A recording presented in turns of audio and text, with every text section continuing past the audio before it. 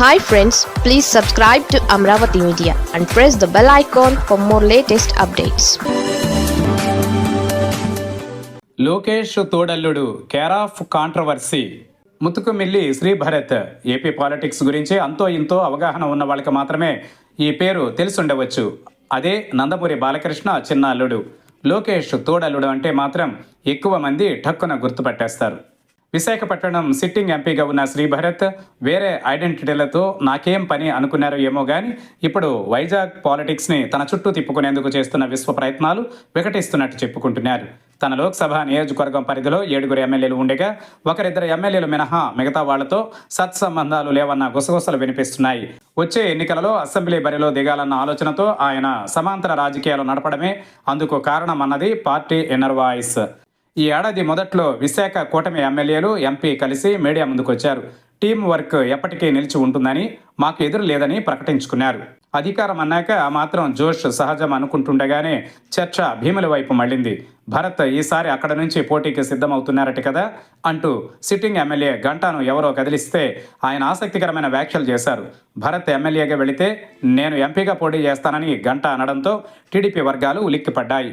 వెంటనే సర్దుకున్న శ్రీభరత్ అలాంటి ఛాన్స్ ఏది నేను తీసుకోదలుచుకోలేదని, విశాఖ అభివృద్ధి అజెండా నెరవేరాలంటే ఎంపీగా పనిచేయడమే తనకిష్టమని క్లారిటీ ఇవ్వాల్సి వచ్చింది. మరోవైపు విశాఖ ఉత్తర నియోజకవర్గం టీడీపీ ఇన్ఛార్జ్ పదవి చాలా కాలంగా పెండింగ్లో ఉంది. ప్రస్తుతం ఇక్కడి నుంచి బీజేపీ ఎమ్మెల్యే విష్ణుకుమార్ రాజు ప్రాతినిధ్యం వహిస్తూ ఉండగా టీడీపీకి ఇన్ఛార్జ్ లేరు. ఈ క్రమంలో కొందరి పేర్లతో హైకమాండ్ సర్వేలు చేయించింది.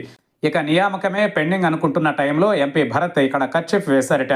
ఇటీవల విశాఖ జిల్లా పార్టీ కార్యాలయంలో నార్త్ నియోజకవర్గంపై సమీక్ష సమావేశం జరిగింది. ఈ మీటింగ్కు హాజరైన నియోజకవర్గ నాయకులందరూ ఇన్ఛార్జ్ నియామకం కోసం డిమాండ్ చేశారు. ఏదైనా సమస్య వస్తే పార్టీ పరంగా ఎవరి దగ్గరికి వెళ్లాలో అర్థం కావడం లేదని కూడా ఆవేదన వ్యక్తం చేశారు. దాంతో ఎంపీ జోక్యం చేసుకుని నార్త్ నియోజకవర్గానికి ఇన్ఛార్జ్ అవసరం లేదు, అన్నీ నేనే చూసుకుంటానని స్ట్రాంగ్గా చెప్పేశారట. దాంతో అవాక్కైన లోకల్ సీనియర్స్ మామూలుగానే ఆయన్ని కలవడం కష్టమైపోతోంది. ఇక ఈ బాధ్యతలు కూడానా అంటూ సణుక్కున్నట్టు సమాచారం. అదే సమయంలో అసలు భరత్ ఆలోచనలు ఏమై ఉంటాయా అనే చర్చ మొదలైంది. ఇక్కడ బలపడేందుకు బీజేపీ, జనసేన విస్తృతంగా ప్రయత్నిస్తున్నాయి. అటు వైసీపీ కూడా తగ్గేదేలే అంటోంది. ఇటువంటి పరిస్థితులలో ఎంపీ 2 పడవల ప్రయాణం వ్యక్తిగతంగా ఆయనకే కాదు, పార్టీకి కూడా నష్టం కలిగిస్తుందని అంటున్నారు. అంతర్గత పరిణామాలు ఇలా ఉంటే ప్రభుత్వ పరంగా తీసుకునే నిర్ణయాలపై భరత్ నోరు తెరిస్తే బూమరాంగ్ అవుతుందని అంటున్నారు. ఆయన ప్రస్తావించిన అంశాలను విపక్షాలు, ప్రజా సంఘాలు చర్చకు పెట్టి మరీ ఏకిపారేస్తుండడం ప్రభుత్వాన్ని కూడా ఇరకాటంలో పెడుతోంది. ఇటీవల బీచ్ షాక్స్ వ్యవహారంలో ముందే యంత్రాంగం కింద మీద పడుతుంటే అసలు ప్రభుత్వాలు నడుస్తున్నదే లిక్కర్ ఆదాయాల మీదని అంటూ పాత సీసాలో కొత్త మందు పట్టుకొచ్చారు ఎంపీ సాబ్. రాష్ట్రం మొత్తం నాణ్యమైన మద్యం అమ్మకాలు చేస్తే తప్పు లేనప్పుడు షాక్స్లో పెడితే నష్టం ఏంటనేది ఎంపీ గారి భావన. ఈ మాటతో ఆగితే కొంత రీజనబుల్గా ఉండేదేమో కానీ సోషల్ మీడియాలో పెట్టిన పోస్టుకు భారీగా లైక్లు వచ్చాయని చేసిన వ్యాఖ్యలతో రచ్చ జరిగింది.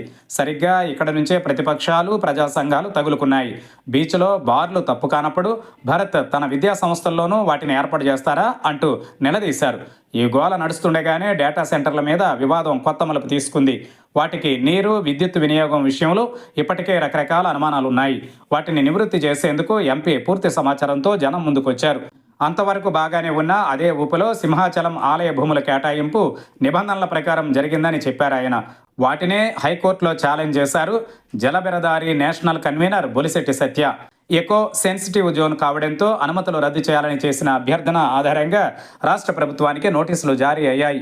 ఇలా ఒకదాని తర్వాత ఒకటిగా ఎంపీ తాను స్ట్రైట్ ఫార్వర్డ్ మాట్లాడానని భావిస్తున్న అంశాలు, ఆలోచనలు అటు పార్టీకి ఇటు ప్రభుత్వానికి చుట్టుకుంటున్నాయనే చర్చ జరుగుతోంది విశాఖలో.